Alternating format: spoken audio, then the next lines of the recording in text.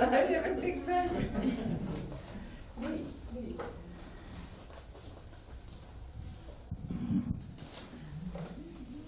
Ik kan hem ook daarin steken, dan hoef je hem niet vast te houden.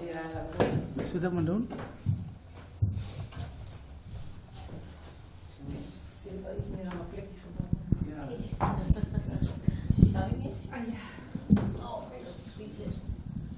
Ja, als dit al genoeg is, dan vind ik het al lang mooi. Mag je iets meer nog naar het midden?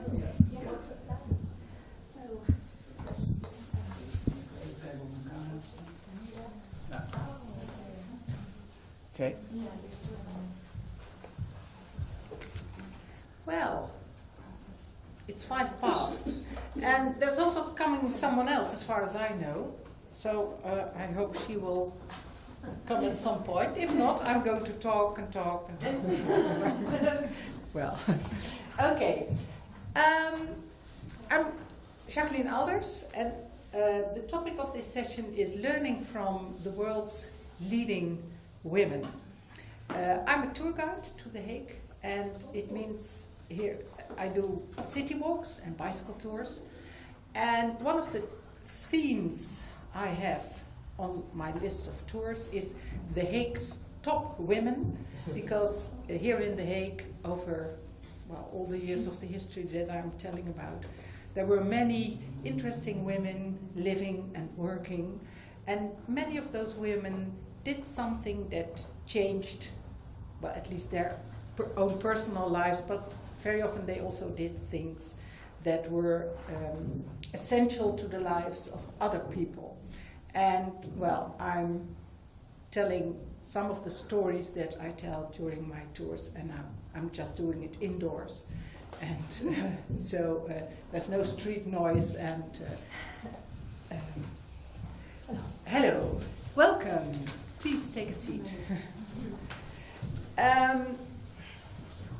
Like I said, the topic is learning from the world's leading women, and I think very often we think about, leading women being CEOs or in government or places like that. But my interpretation of the word leading was, just I said before, I chose to talk about women and tell you about women who made some change, because that's also my interpretation of the word leading.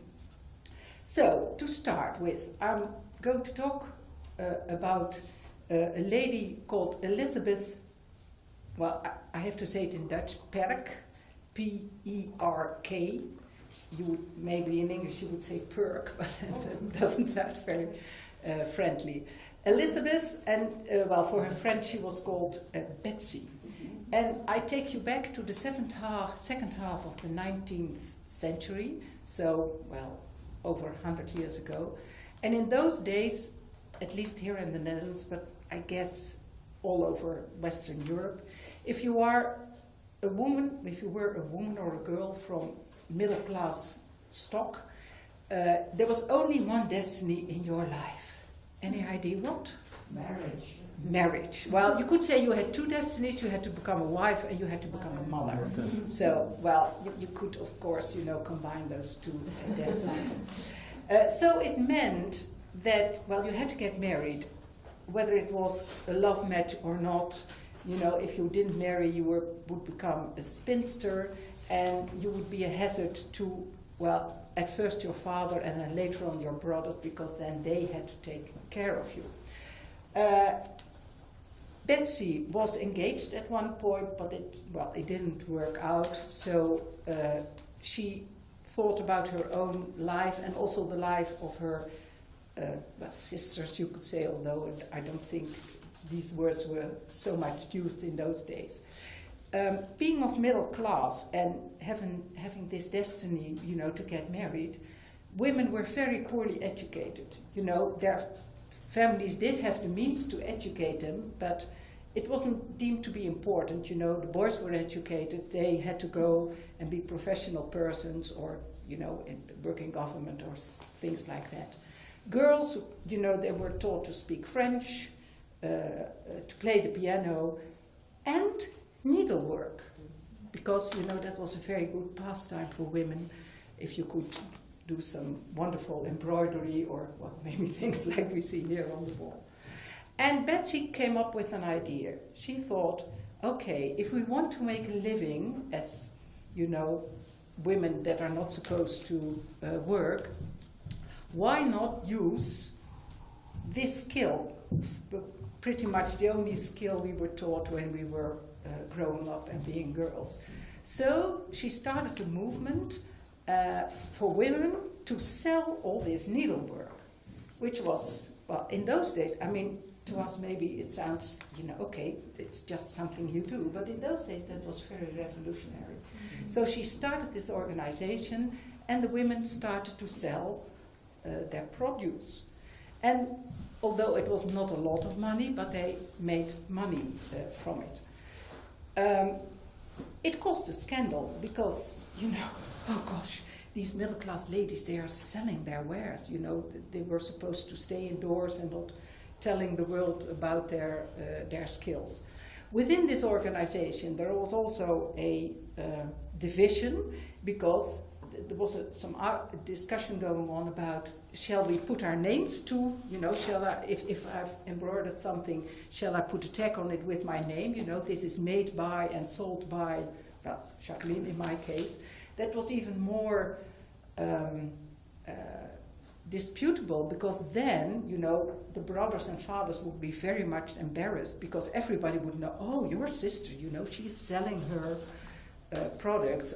You know, don't you have enough money to keep her alive and with a lot of, you know, don't you have enough money to support her?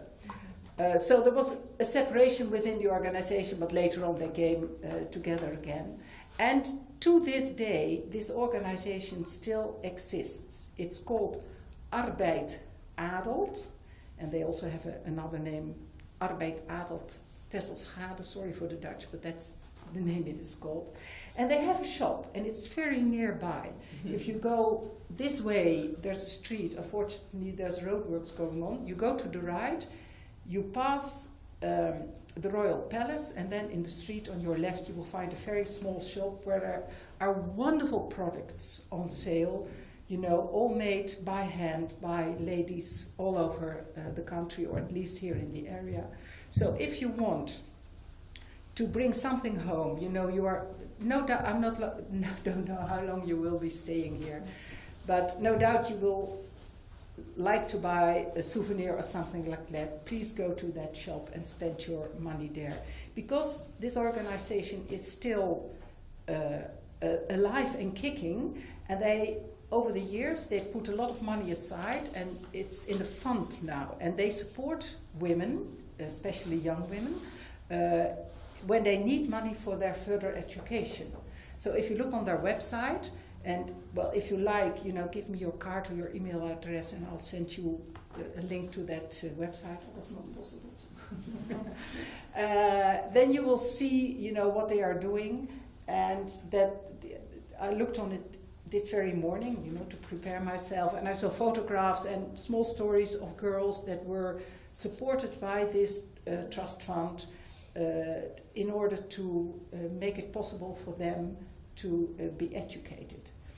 I especially took this example of, you know, women leading the world in this sense, Elizabeth Burke, because it's so wonderfully practical. You know, you can, of course you can climb mountains and you can, you know, try to do very large things, but she was very practical. She knew, you know, we have this one skill that we can put to great use, and that's our needlework, and that's what she did, and she, well, mobilized a lot of women, and the fact that it's still alive and kicking today, well, to me is a sort of proof that, yeah, it worked in those days, and it is still working today. And also the fact that they, well, made it broader, you know, just not selling the product, but starting this fund is, yeah, I find that very inspiring. Yeah. Okay. Are you the other person that's going to speak? No, it's just you. Okay, it's just me. I'm taking a sip. Do you have another lady? Huh? Do you have another lady who is... Oh yes, I have. Now I knew that. Maybe she will come in later, right? Yes, I hope so. I mean, for her, I mean, she has the opportunity to. I knew that I would have more time than the 12 minutes that were initially on the schedule. So I have another story prepared. Okay, so now I'm going to tell you about another Elizabeth. For some reason. I'm not sure if she was also called, it might well have been, although in the Netherlands, my sister, she's also called Elizabeth, and her, you call that a calling name? Nicknames. It's not a nickname, if your name is shortened.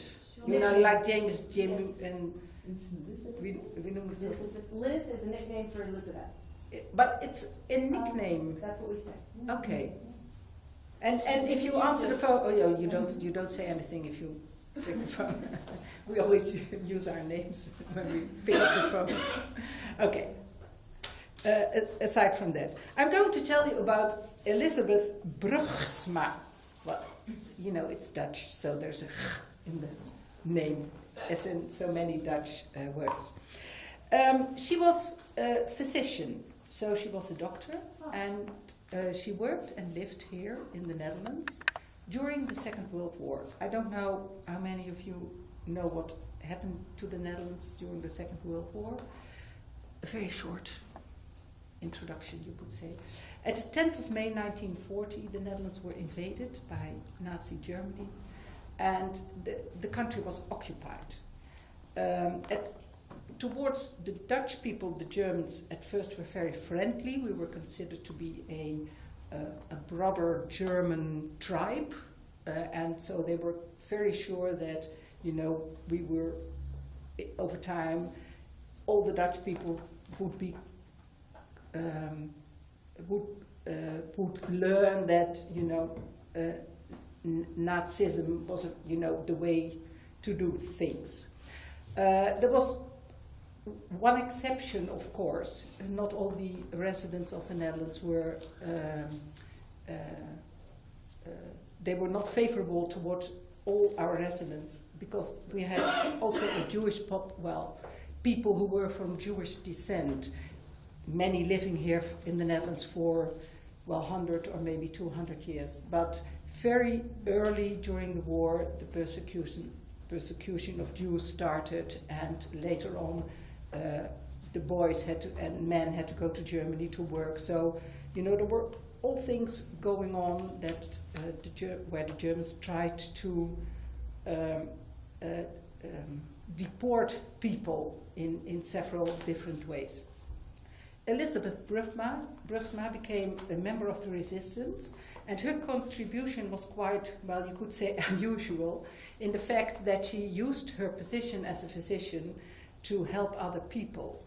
And what she did is she wrote, sort of certificates saying that this or that person is not fit to go to work to Germany or to be deported, because, you know, the story behind the persecution of the Jewish people was also that they had to go to work in Germany. You know, the Germans never told about death camps and extermination and things like that. So what Elizabeth did is she wrote certificates, you know, freeing people from being deported to Germany, which was, of course, a very clever, you know, way of being a member of the resistance, because she put her position as a physician and her medical skills to very good use.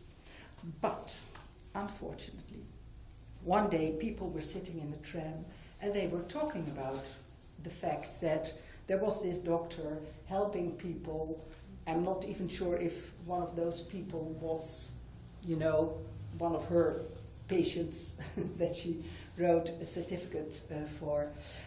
But they were talking about it, and that was, of course, a very stupid thing to do, because, you know, someone, a German or some collaborator, heard that story, and they found out that it was her, and she was taken to prison, and then she was moved to Ravensbrück, a concentration camp, which was concentration camp in Germany, especially for women.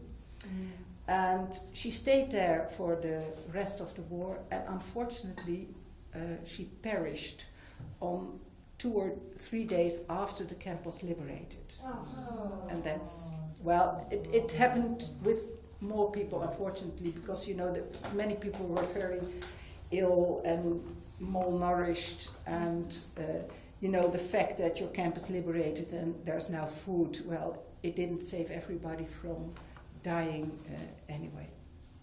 So, well, I think that's also another example of a woman doing something very special. And of course, you know, we had many people trying to, well, fight this oppression, and both men and women, but, well, as we are here, of course, telling you about women who made a change. After the war, Elisabeth Brugsma was a member of, I don't know if you know, the Soroptimist movement. It's you know it? You're a member? Okay, well, tell us about it. Yes. Okay, so Soroptimist movement, it stands. Soro is fraternity of, and Soroptimist basically means a fraternity of sisters. And it's a movement which was started, I don't remember which year, but it was really set up. It's like, if I may just use an analogy, it's something like the Rotary, but at that time, I think Rotarians, there were no women there, so Soroptimist International was set up as a fraternity of sisters, professional women who could work towards the upliftment of women and children worldwide. So, and we work in 4 continents of the world, and pretty much support each other on projects which have to do with empowerment, upliftment, political participation of women. Yeah, I took part in a benefit concert once. I sing in a choir, so you know that was my contribution, and it was to raise funds for landmines. Well, not to lay them, but to take them away, of course. And that was quite a project, also organized by the Soroptimists. Yes. We are 60,000 women all over the world. Okay. And there's also a branch here in the Netherlands, of course, because Elisabeth Brugsma was also a Soroptimist. And the organization, after the Second World War, decided to found a building, and it's still called the Elisabeth Brugsma flat, or apartment block. And for those of you who live in The Hague, it's sort of at the corner of Lavermeerdervoort, Savenin-Lomanlaan. Okay. Of course. Okay. And its initial aim was to provide housing for single women. So there are sort of studio type flats or apartments in there. They're quite small, and well, the building is still there. It has a plaque with her name on it, and even the road is named now after her, the Elisabeth Brugsma Road. So I must say she is, well, you know, her legacy is still there, and although nowadays also men can live in that building because, well, you know, times have changed. So that's Elisabeth Brugsma, and I think she's also a very good example of, because I sometimes think about, you know, this period during the Second World War, your country being occupied, and I'm so glad I didn't have to be there, because there are so many difficult decisions that you have to take in those circumstances. Well, maybe some of you were in a situation like that, and so I'm very grateful that we now live in peace and don't have to make the decisions that Elisabeth Brugsma had to make. Yeah. Okay. Is there another Elizabeth? No. No. I go on? Yeah, apparently. I have a third woman. Her name is Marianne. And her surname is Tellegem. And she came from a, well, you could well, she lived, she was born in at the start of the 20th century, and she died somewhere in the 60s. And she studied law. She had a law degree, and she became a high-ranking civil servant in the city of Utrecht. She was very a non-conformist type of person. She had a love affair with, well, she wasn't married before the Second World War, and well, in those days here in the Netherlands, that was quite uncommon. I can tell you that. I mean, nowadays no one, you know, looks for 1 second, but that was quite uncommon, especially for a woman of her background. And before the war, she played a very important part in the movement to oppose legislation that was, well, that threatened to be implemented, that married women were not allowed to work. There was a rule that if you were a civil servant or a teacher, as soon as you got married, you were sacked. And during the 30s, legislation was proposed to increase, you could say, the circle of women to all women working, whether it was in a private company or in some other sort of organization.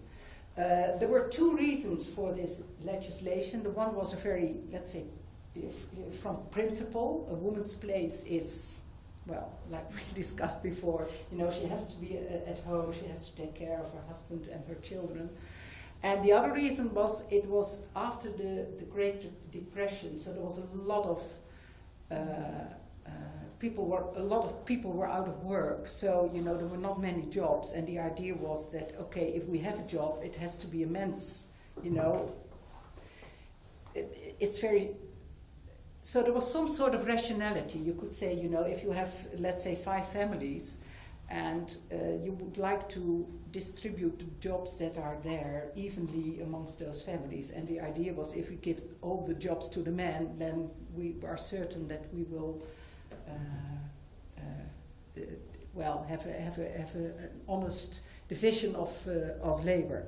So in 1937 this legislation was proposed, and a huge movement, also led by Annemarie van Tellegen, but also by other women, opposed well, this type of legislation. And fortunately, it didn't make it. So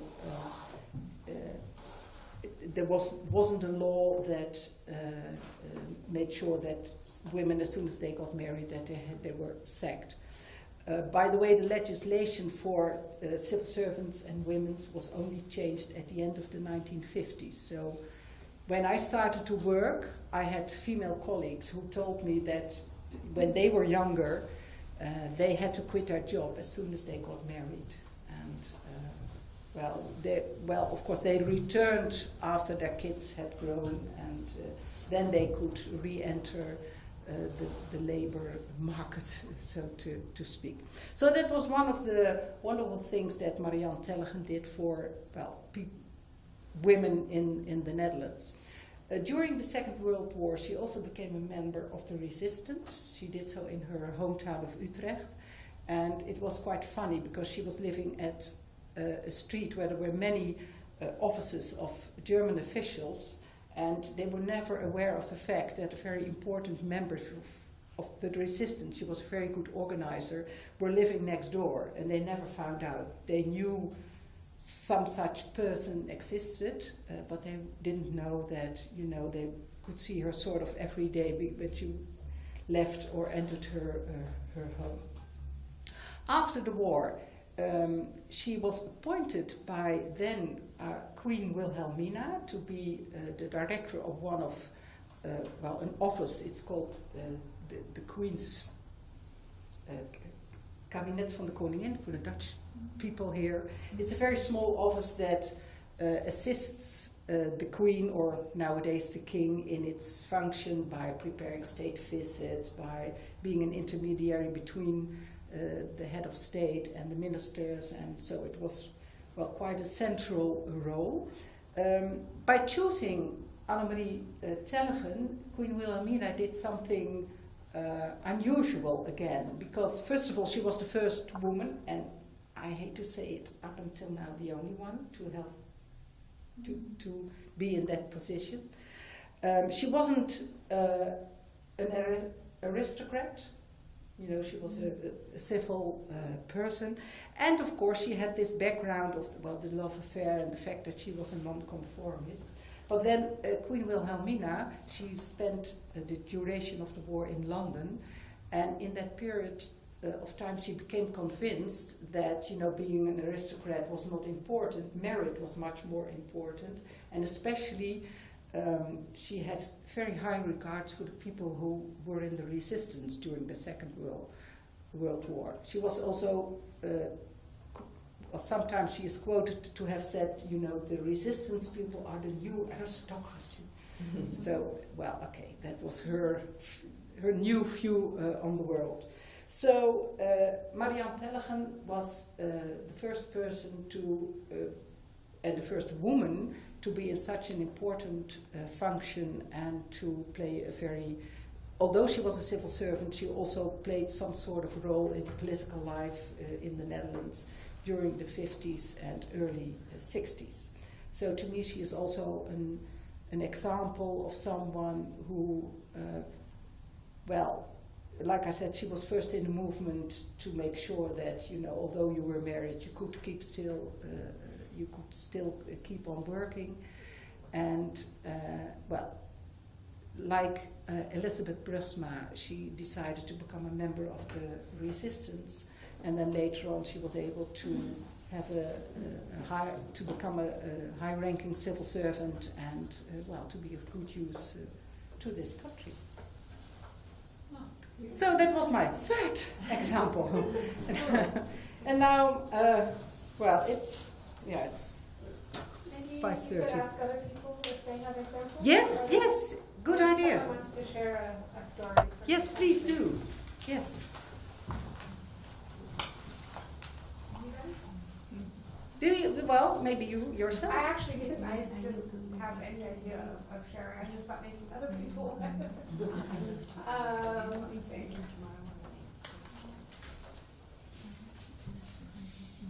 Nobody? I know many examples, but maybe you don't know them because they are not famous. Actually. Oh, but that's just my point. Yes. I mean, why do women have to be famous in order to inspire us? Yeah, that's. I guess it's. For example, it is one woman in Argentina. She is Indian. Do you want to sit here? And she doesn't have any qualification. She didn't finish her primary school, but she has a really very big effect on local community, and she was able to persuade all kind of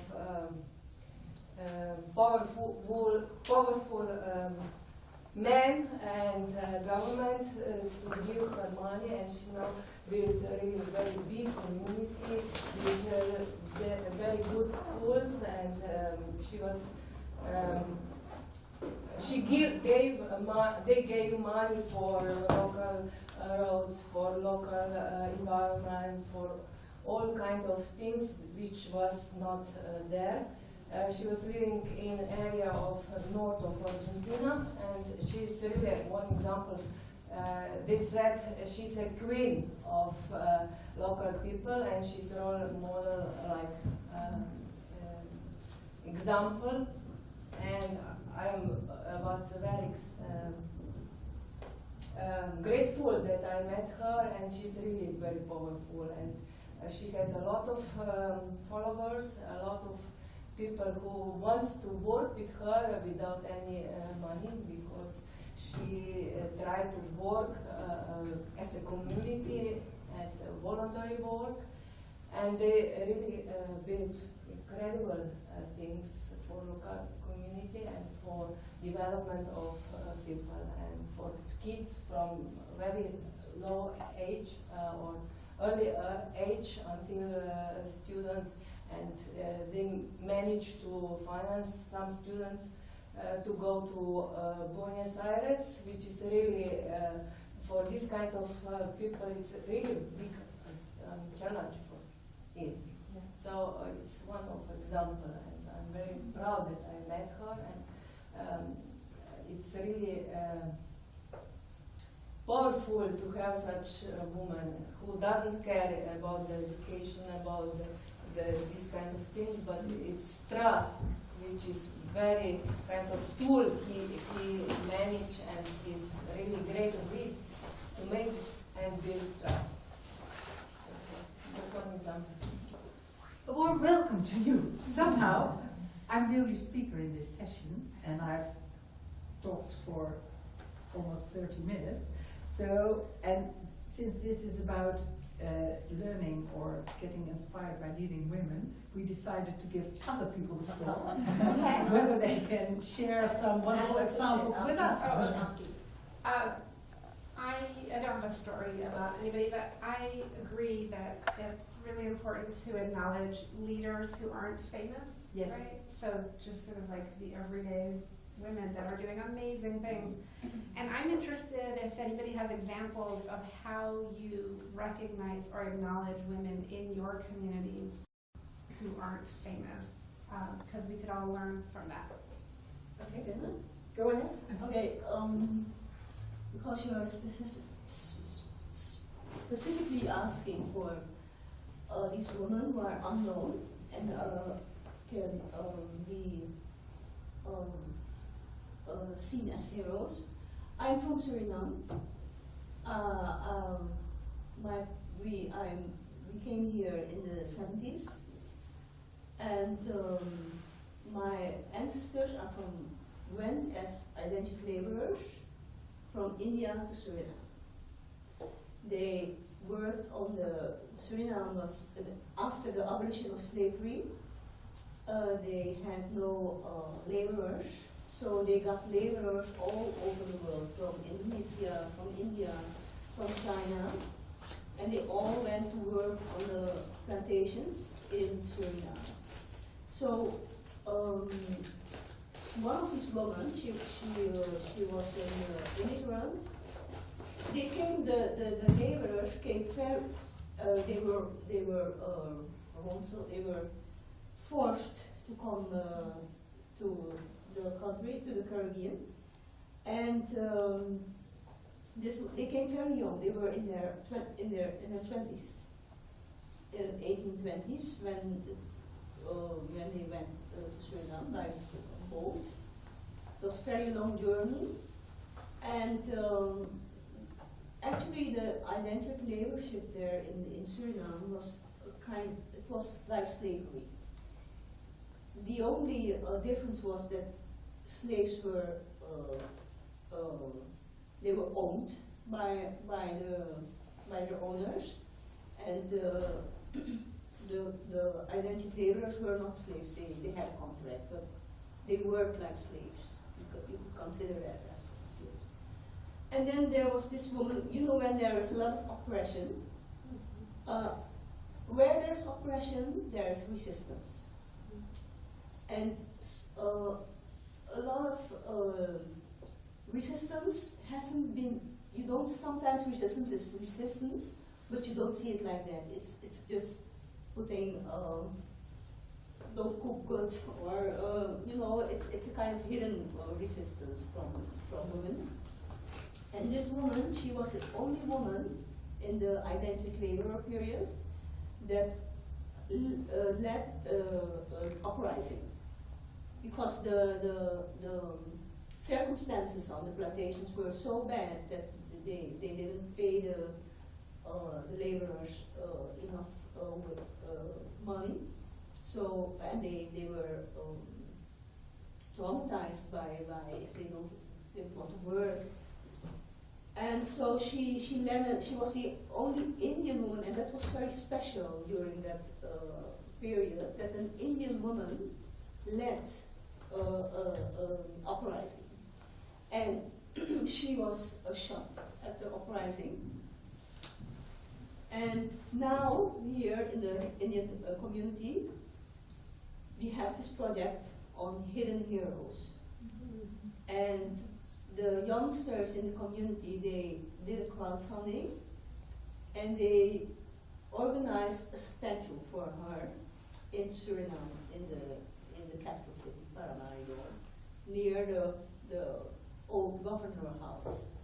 So that's an example of how, we call it hidden heroes, a woman nobody knows, but there was this Indian historian who found her in the archives and what she has done.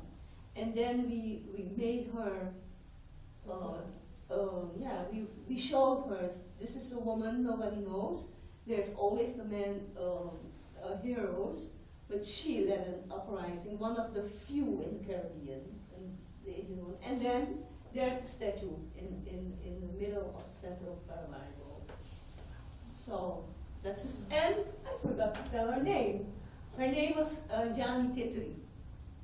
She was a young woman. She was 21 when she died. And she was an organizer, and she adopted she was a Muslim woman, but in her at the place where she worked, she has this Hindu woman who died, and then she adopted her baby, the Hindu baby, and raised it till she was shot. So that's the story behind Jani Tetri, and you see we have these heroes, this black Indian woman heroes who are also there, but we don't know. So we try to make them alive again, to see her as to use her as an example about the courage of women to stand up. Thank you. Okay? Some examples I'd like to share is, one is I run Small Business Awards. This will be the 25th year this year. And in those awards, some of the categories that I have, one is obviously a Businesswoman of the Year, but I also have Volunteer of the Year, and I have a Community Spirit Award, and an Achievement Award, and an Inspiration Award. And each of the entrants in those categories can be an individual as well. So a woman who has achieved or is inspired can be nominated and go through the process of being acknowledged in those awards. That's one way. So another aspect is, tomorrow I'm presenting a forum in New York as part of the Commission for the Status of Women. The UN sessions are on this for 2 weeks. And in my forum is the economic empowerment of rural women entrepreneurs through online business incubation. But I'm highlighting 10 women from Malaysia, Cambodia, Iran, Philippines, Australia, etc., who have small enterprises. Some have never been acknowledged outside of their community, especially the Indigenous women in remote parts of Australia. And then also I'm highlighting about 10 social enterprises in various countries of the world, whether it's Pakistan or Philippines, Afghanistan, many other countries of social enterprises, once again, that have never been acknowledged. So these, through my organising to put this forum together, these women are all included in the flyer and the media release, and have sent me the information into that. Well, I already have some of the stuff anyway, but they know they're in a PowerPoint being featured in New York, and are very excited and are very because it gives them confidence that they're being recognised. So whatever you do, and the women that you feel need to be promoted and acknowledged, you have the opportunity of putting together something, no matter where you're located, and collect together those women, whether they're entrepreneurs or whether they're inspirational women, no matter how small, rural, remote, and put together something and feature them and include them in a media release with the links and social media. And that makes a huge difference, because one of the global things that holds back women throughout the world is not actually access to finance and all of the things that get talked about, but it's confidence and self-esteem. So if you can create confidence for these women and improve their self-esteem by their relatives and their friends see them featured at a global, at a whatever you put together, that is something you can do just by putting in the elbow grease to make it happen. Great. And